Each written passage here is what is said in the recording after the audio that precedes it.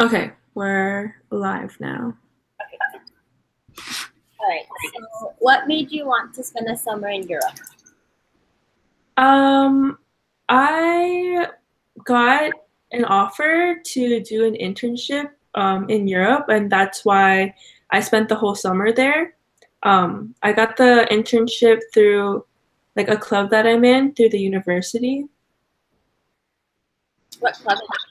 It's the National Society of Collegiate Scholars Club. Oh wow. Yeah, so I saw this opportunity to go abroad for the summer through an internship on like one of um their bulletins that they give to us every month. So I just decided to take the opportunity. That's cool. How long were you there for? The whole entire summer? I was there about a month. Yeah, a little over a month. Okay. What was your first impression about Europe? My first impression, it was, I don't know, it was kind of dirty to me.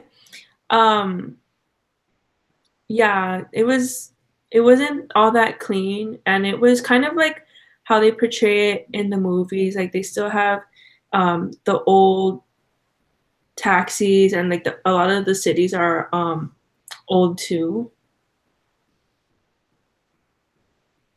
Sorry, I'm writing. No, it's okay. Okay. What was your daily routine out there when you were there? My daily routine. Yeah.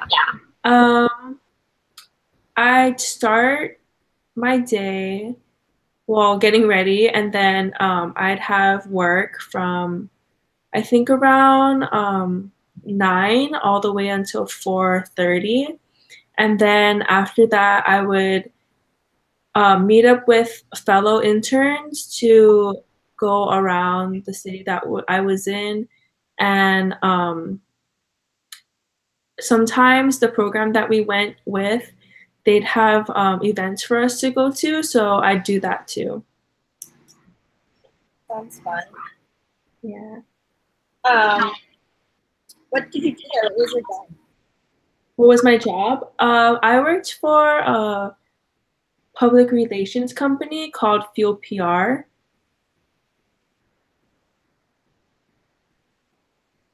Fuel PR. Yeah. What did you do? You did their PR work. Yeah, so I was basically in contact with a lot of like journalists, trying to see if they were interested in any of like our clients' products, like interested in trying it or interested in hopefully writing about it in their next feature. I also did like a lot of packaging so that we can send out some samples to influencers. And I also did some research on who are potential influencers for our clients. Oh, that's cool. Yeah. So you're busy out there. Yeah, it was a Monday to Friday job. Did you get paid? No, unfortunately, I didn't get paid for this internship. It's okay. At least you had fun in Europe. Yeah. How about the fun things? What was your favorite thing to do there aside from? Um, uh, I lived in Europe, or not Europe, London. Um, so I think my favorite thing to do was just sightseeing because there was a lot of places to look at, especially like places from a lot of movies like Harry Potter or Kingsman. I don't know if you're like familiar. Yeah. How was the food like? The food was okay. I think it just depends on where you go because some places would be super bland and other places would be normal, I guess you could say. Like they didn't really have um uh their own cuisine, like how like the Philippines, they have Filipino food and stuff. They don't really have their own. It's kind of like American food. I know they're really famous for their fish and chips, but it wasn't like the best. And in fact, some of the people who live in London say that their fish and chips aren't the greatest. Like they that we should try it in other countries because it's probably better there. Oh wow. Yeah. Okay. How were the people out there? The people were super nice to me. Well, that's how I handled it. I don't know. But according to them, they said that, or like local London people, they're like kind of apologizing because they said, oh, we're very sarcastic in our mannerisms and or just our conversation, so it might get um it might take a lot to get used to, which but it was okay to me. I didn't mind it at all. And they're really I like to say that they're really traditional with manners. Like, um, they're very polite. So they were polite towards you. They weren't like the sarcastic side. It was like a little bit of both. Like, if you had conversations with them, they'd have some sarcasm, but they weren't like, I don't know. I don't want to be stereotypical, but people say that, people in America or especially in New York, they're very rude and they can be rude sarcastic too, but they were kind of, people in London are like polite sarcastic. I don't know if that makes sense. Like, Yeah. Okay. What was your best memory during your trip? um, I just have to say, getting to experience like being in a new place with people from all over the world because the other interns came from places like Africa, Hong Kong, China, and Canada. So yeah. Was that your first time in a new country, like out of home? No, that wasn't my first time. This was actually my second time in a different country, but my first time ever in Europe.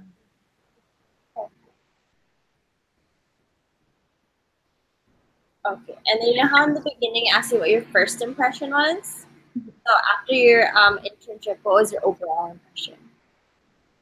I really liked London a lot. I think that it's like a place that I could live, even though it's like super dirty and I'm a pretty clean person. I think it's like something that I can get through.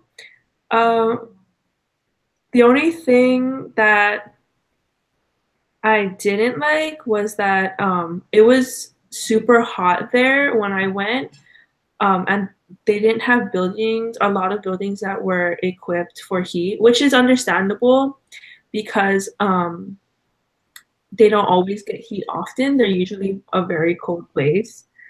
But yeah, that's the only thing. Okay, that's my interview career. Okay. Okay, so we're gonna do yours about hula. So what is your involvement with hula? I have been dancing hula since I was 4 years old, and I still do it till this day. Like, I actively compete and I do shows and I go to practice every week, so I'm pretty involved still. How did your interest in hula come about? I guess you could say I was thrown into it. My mom danced hula, so she started me in it when I was young. So I guess when I was little, I didn't have a choice. But as I got older, I guess it was kind of all I knew. So I just stuck with it, and then I ended up falling in love with it. And now it's like literally just my passion. How often do you do hula? So I have practice every Thursday, so once a week. And then when I do competitions, we have practice 6 days a week for 2 months, and then just like to get ready for competition. And then we go to I'm on Oahu right now, and then we go to Big Island for competition. Okay. What competition is this? Mary Monarch.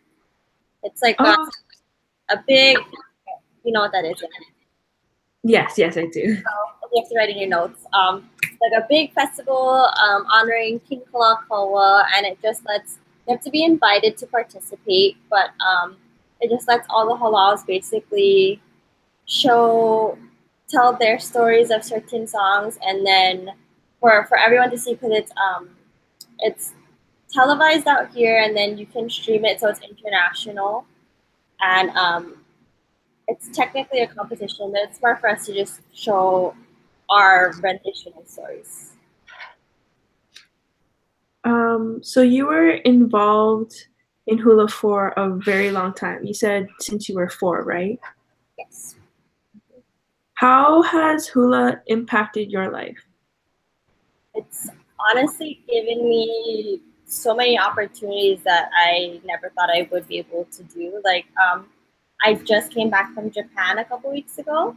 So the top 3 girl group winners and the top 3 guy group winners of Mary Monarch get sent to Japan. It's an all expense paid trip, so they pay for a hotel, they pay for our flight, they feed us in between shows, and they give us spending money. We basically put on a show out there with the numbers that we won with, and extra numbers. It's a 15-minute segment. So I've gotten to go twice now. Oh, wow, exciting. Very. So, what are the steps that you take to prepare for things like this, like the competition or? I guess you can say we prepare a year round, like because we have practice every week. So that's just making sure that we have like our basics down, and we still, we're still. I don't.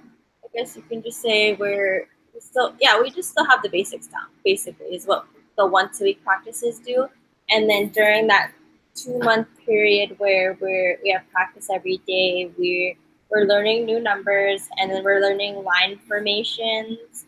So I guess how to prepare for that is just focus and dedication, because like I'm still in school when I do it. I still have to work, but like I have to pretty much put majority of my attention to it, because you have to learn all these different line changes, and on top of that, the line changes can change weekly. So you have to remember your new spots, but then you got to remember your old spots in case they change it back to the old way. And then on top of that, you have to remember the dance, and then sometimes you have to chant the dance. You got to remember the chant too. So it's just a lot. I would say dedication is the main thing. Okay. So who taught you hula? Well, I grew up when I was little in California. So my kumo out there is who taught me. And now I have my kumos over here. Well, it's a different person, but that's where I learned from. Okay. Um, let's see. So I remember that you said you had the basics that you needed to do to prepare for all your competitions. What are the basics? Basics are like your basic footwork. Like for instance, one step is called a kaholo, and it's like a 3 steps to the side, and then you tap. But basically, basics are your footwork and your feet work, or your footwork and your hands. That you make sure that you have those on point. So while you're at competition practice, that's not what they're correcting you on. They're correcting you on the actual dance that you're learning. Because they're correcting you on basics, and it sets everyone else back, because you should already know the basics. Okay. Um, so how do you view hula? Um, like in general, Yeah. it's, I guess you can say it's like the love of my life. I've dedicated so much of my life into it. Like when I was in high school, I missed a lot of hanging out with my friends because I always had hula. It was either a competition going on, or I had shows or something like that. Took a lot of my, like I said, a lot of my time. It took a lot of money, because I mean, I have to pay tuition every month just to dance, and then on top of that, we have to pay for competitions. and let me tell you, they're very expensive. And I guess I learned to appreciate it more as I got older because I pay for everything myself now. When I was younger, my parents paid for all my competitions, so I guess I kind of took advantage of it. But now that I pay for it myself, it's just like has a whole new meaning, and I have a whole new appreciation for it. But without it, I probably would not be the person I am today because half of the people in my life who are close to me, I've met through hula, and I don't know, I don't see how my life would be without them. So it sounds like you have made some like lasting relationships through your participation in hula. Yeah. Would you say, or how has that, I guess, impacted your attitude toward going to practice or continuing to dance? They definitely make you want to go to practice. Like sometimes if they're not there, it's just not the same, so it's not fun. I mean, I love hula regardless of who's there, but they just make it that much better. Like you have more of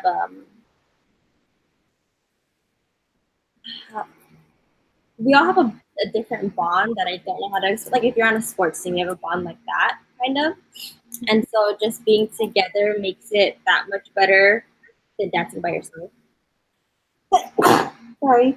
Bless you. Um, so what is your biggest takeaway from your experience with hula? That's a hard question. My biggest takeaway, I guess, is that always be willing to learn because you can never stop learning. And once you learn, once you learn all these things, you can keep teaching because the Hawaiian culture is slowly falling. But I mean, right now it's getting back up, and it's people are, I guess, I don't know what the word I'm looking for is, but they're perpetuating it more and letting it be known that, you know, Hawaii was once a kingdom. It wasn't part of the United States the whole time, and that it is a full on culture. It's not just American. So I think learning and teaching and letting people be willing to learn and understand hula and Hawaii in a different light is what I care about. Okay.